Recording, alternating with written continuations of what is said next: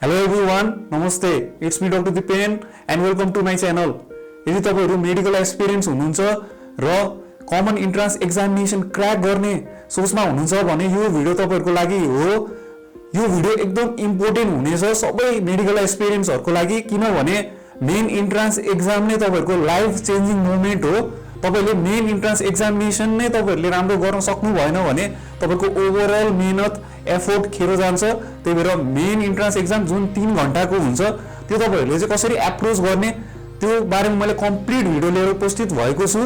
Video अन्तिमसम्म हेर्दिनु होला र च्यानललाई सब्स्क्राइब गर्नु भएको छ भने प्लिज सब्स्क्राइब गरिदिनु होला र बेल आइकन पनि बजाइदिनु होला।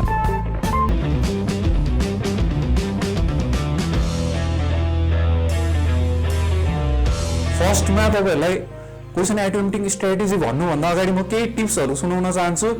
र फर्स्ट भनेको तपाईले चाहिँ प्लान गर्नुपर्छ र प्लान गर्नको लागि तपाईले चाहिँ सुरुमा चाहिँ मोडल सेट गर्नुपर्छ। You have to do one model set, अथवा तपाईले चाहिँ 200 क्वेशन्सको विथ ओएमआर सिट नै प्र्याक्टिकली नै तपाईले चाहिँ घरमै बसेर अथवा तपाईले चाहिँ कुनै इन्स्टिट्युटमा गएर प्र्याक्टिकली गर्यो भने धेरै फाइदा हुन्छ।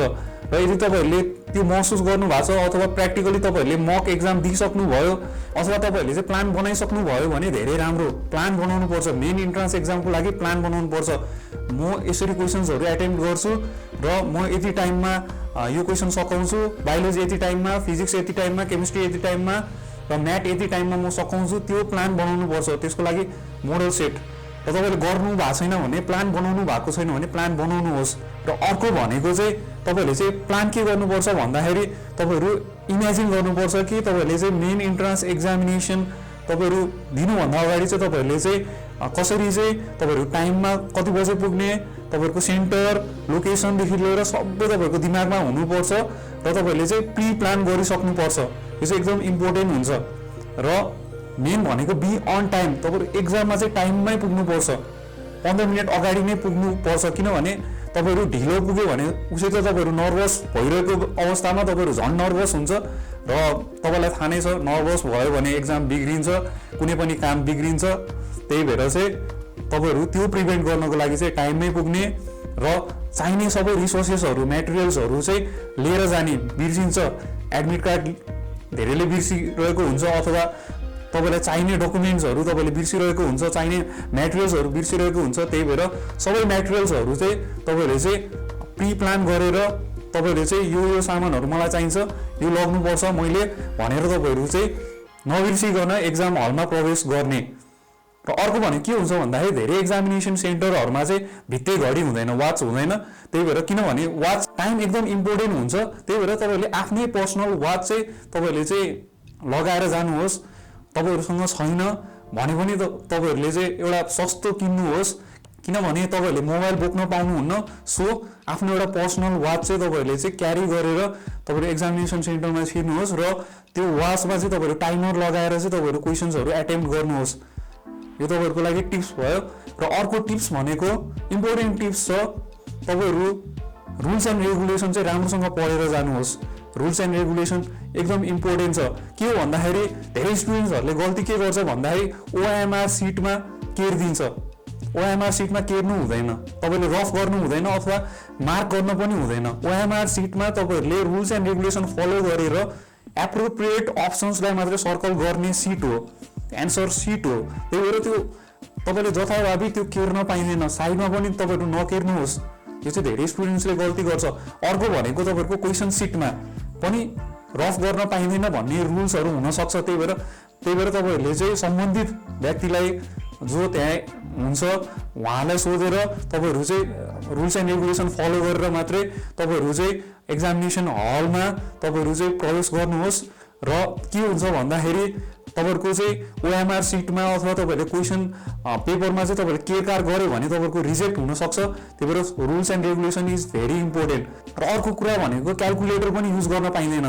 धेरै स्टुडेन्ट्सहरुले चाहिँ क्याल्कुलेटर बोकेर गएको हुन्छ र मेडिकलमा चाहिँ क्याल्कुलेटर युज गर्न पाइँदैन। सो क्याल्कुलेटर पनि तपाईले चाहिँ लिएर नजानुहोस्। र तपाईले चाहिँ रफ गर्नको लागि छुट्टै पेपर तपाईहरुले पाउन सकिन्छ। सो त्यो एउटा कुरा हो। र अर्को भनेको चाहिँ तपाईहरुको लागि छुट्टै dot pen, black pen black gel pen पनि तपाईँहरूलाई दिन्छ जस्तो लाग्यो। सो त्यस्तो पेनको टेन्सन लिनु पर्दैन ओएमआर सिटमा सर्कल गर्नको लागि। सो तपाईँहरूले चाहिँ यो कुराहरू चाहिँ थाहा हुनुपर्छ। र अर्को इम्पोर्टेन्ट टिप्स क्वेसन एटेम्प्टिङ स्ट्राटेजीमा अर्को इम्पोर्टेन्ट टिप्स तपाईँहरूको लागि चाहिँ के हो भन्दाखेरि तपाईँहरूले चाहिँ क्वेसन्स पाउनुहुन्छ। क्वेसन पाइसकेपछि तपाईँहरू चाहिँ के क्वेसन सोधेछ, फिजिक्समा के सोधेछ, केमिस्ट्रीमा के सोधेछ, बायोलोजीमा के सोधेछ, म्याथमा के सोधेछ त्यो हेर्ने होइन। तपाईँहरूको चाहिँ पहिला नै सेट हुनुपर्छ कि म यो क्वेसनबाट सुरु गर्छु भनेर, म यो सब्जेक्टबाट सुरु गर्छु भनेर। सो तपाईँहरूको लागि मेरो पर्सनल टिप्स चाहिँ के हो भन्दाखेरि धेरै स्टुडेन्ट्सहरूको लागि फाइदा हुनसक्छ बायोलोजीबाट सुरु गर्नुहोस्। किनभने तपाईँहरूको बायोलोजी चाहिँ चाँडै तपाईँहरूले चाहिँ सकाउन सक्नुहुन्छ र पछि फिजिक्सको लागि अथवा केमिस्ट्रीको लागि चाहिँ टाइम बच्छ। सो बायोलोजी फर्स्ट एटेम्प गर्नुहोस्। यो चाहिँ मेरो पर्सनल टिप्स हो। अब बायोलोजी नै किन भने चाहिँ एउटा टाइममै चाँडै सकाउन सकिन्छ। अर्को भनेको बायोलोजी सुरुमा गऱ्यो भने के हुन्छ भन्दाखेरि तपाईँको फ्रेस माइन्डमा बायोलोजी गर्नुभयो भने तपाईँले बायोलोजीको धेरै मिलाउन सकिन्छ। र बायोलोजी एकदम डिटर्माइनिङ हो तपाईँको इन्ट्रान्स एक्जामिनेसनमा, बायोलोजी एकदम डिटर्माइनिङ हो। सो बायोलोजी सुरुमा गर्नुहोस्। र अर्को कुरा भनेको के हो भन्दाखेरि तपाईँहरूलाई ओएमआर सिटमा गोलो लगाउने, एकैचोटि गोलो लगाउने कि एउटा क्वेसन गरेर गोलो लगाउने, त्यो धेरैको कन्फ्युजन हुन्छ। मेरो पर्सनल तपाईँलाई एक्सपिरियन्स अथवा पर्सनल टिप्स तपाईँहरूको लागि के हो भन्दाखेरि ओएमआर सिटमा एउटा क्वेसन गरिसकेपछि त्यो क्वेसनको ओएमआर सिटमा पनि गोलो लगाउनुहोस् एन्सर। एकैचोटि 200 क्वेसन्स लगायो भने तपाईँहरूलाई चाहिँ गाह्रो हुनसक्छ अथवा टाइममा सकाउनु तपाईँलाई एकदम गाह्रो हुन्छ। सो के हुन्छ भन्दाखेरि एकैचोटि लगाउनुको प्रब्लम के हुन्छ भन्दाखेरि 200वटा क्वेसन सल्भ गर्नुहुन्छ तपाईँहरू र टाइम धेरै कम बच्छ ओएमआर सिटमा गोलो लगाउनुलाई। तपाईँले हजार गोलो लगाउनुहुन्छ, मिस्टेक हुन्छ। कहिले अब तपाईँहरूको 70मा लगाउनु पर्ने तपाईँले चाहिँ 72मा लगाउन सक्नुहुन्छ अथवा बीमा लगाउने तपाईँहरूले सीमा लगाइदिन्छ। सो मिस्टेक हुनसक्छ, हतार गऱ्यो भने तपाईँहरू प्यानिक हुन्छ। त्यही भएर चाहिँ एकैचोटि नलगाउनुहोस्। र अर्को इम्पोर्टेन्ट टिप्स तपाईँहरूको लागि यो क्वेसन एटेम्प्टिङ स्ट्राटेजीमा अर्को इम्पोर्टेन्ट टिप्स एकदम इम्पोर्टेन्ट छ, राम्रोसँग सुनिदिनु होला। के हो भन्दाखेरि तपाईँहरू कुनै क्वेसनमा अड्किनुहुन्छ, अभियसली जो पनि अड्किन्छ, आउँदैन सबै क्वेसन्स 200 को 200 सबलाई आउँदैन। कुनै क्वेसन्स गाह्रो हुन्छ अथवा कुनै क्वेसन्स पढेको हुँदैन, सल्भ गर्न सकिन्न अथवा त्यसको एन्सर थाहा हुँदैन, कन्फ्युजन हुन्छ। सो त्यस्तो अवस्थामा के गर्ने, तपाईँहरू सोचेर बस्ने, सोचेर टाइम वेस्ट गर्ने, त्यो नगर्नुहोस्। स्किप, जस्ट लिभ इट, गोलो लगाउनुहोस्। अब यदि तपाईँहरू क्वेसन सिटमा गोलो लगाउन पाइन्छ भने गोलो लगाउनुहोस् र अर्को क्वेसन नेक्स्ट क्वेसनमा जम्प गरिहाल्नुहोस्। किनभने टाइम कम छ, हाम्रो टाइम लिमिटेड छ, टाइम म्यानेजमेन्ट गर्नुपर्छ। सो नेक्स्ट क्वेसनमा गइहाल्नुहोस् र नेक्स्ट क्वेसन सल्भ गर्नुहोस्। अब अर्को क्वेसन पनि आएन भने अर्को क्वेसनमा जाने, त्यसलाई पनि गोलो लगाउन मिल्छ। र लास्टमा चाहिँ त्यो तपाईँले छुटेको क्वेसन्सहरू सल्भ गर्नुहोस्।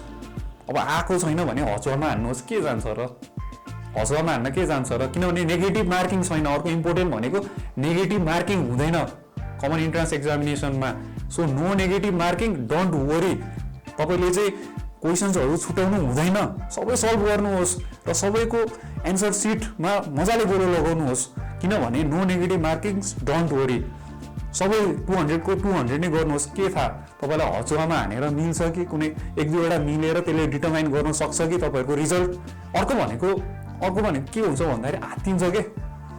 अब क्वेसन्सहरू एटेम्प्ट गर्नुभन्दा अगाडि चाहिँ धेरै विद्यार्थीहरू नर्भस हुन्छ र त्यसको लागि चाहिँ तपाईँहरूले चाहिँ एकदम रिल्याक्स हुन जरुरत छ के। Relax, we have to be relax, mind relax, body relax, overall तपाईँहरू रिल्याक्स हुनुपर्छ।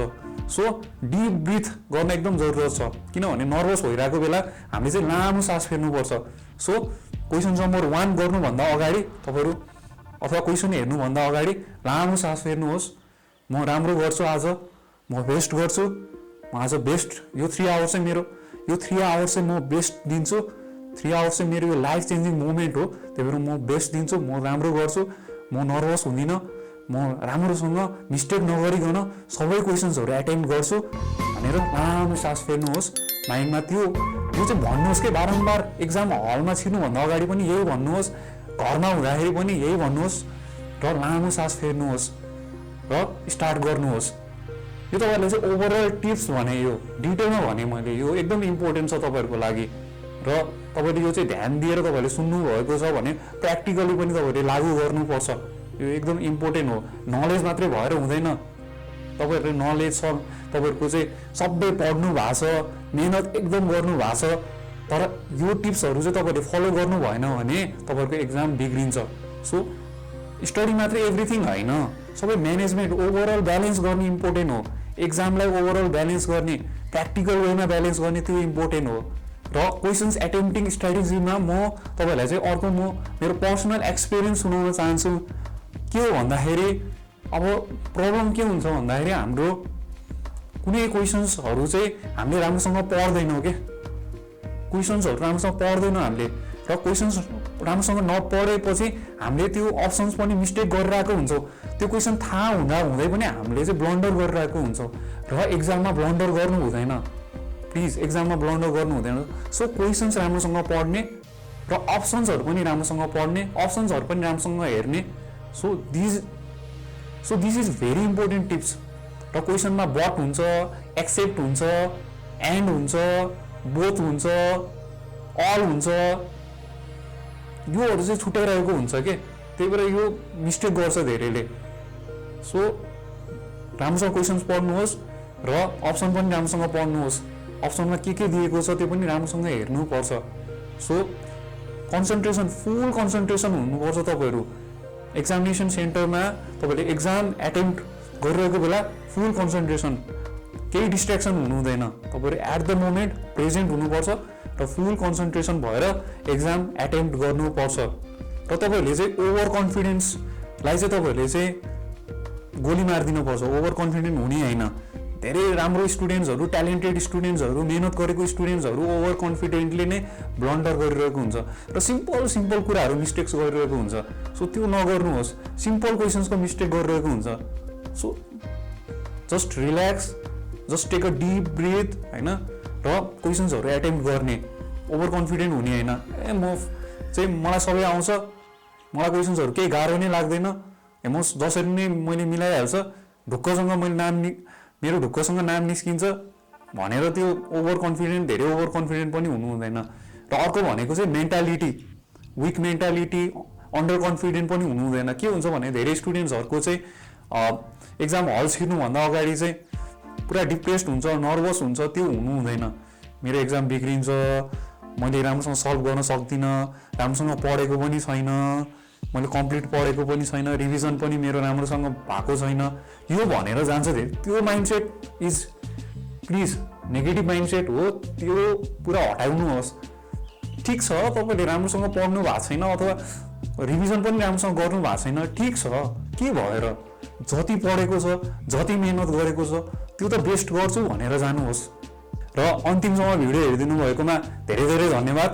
र च्यानललाई सब्सक्राइब गर्नुभएको छैन भने प्लिज सब्सक्राइब गरिदिनु होला र बेल आइकन पनि बजाइदिनु होला र प्लिज भिडियोलाई लाइक गरिदिनु होला, किनभने यसले चाहिँ अल्गोरिदमलाई हेल्प गर्छ र भिडियोलाई ग्रो हुनलाई चाहिँ एकदम मद्दत गर्छ। So please do give a like र थ्याङ्क यू भेरी मच।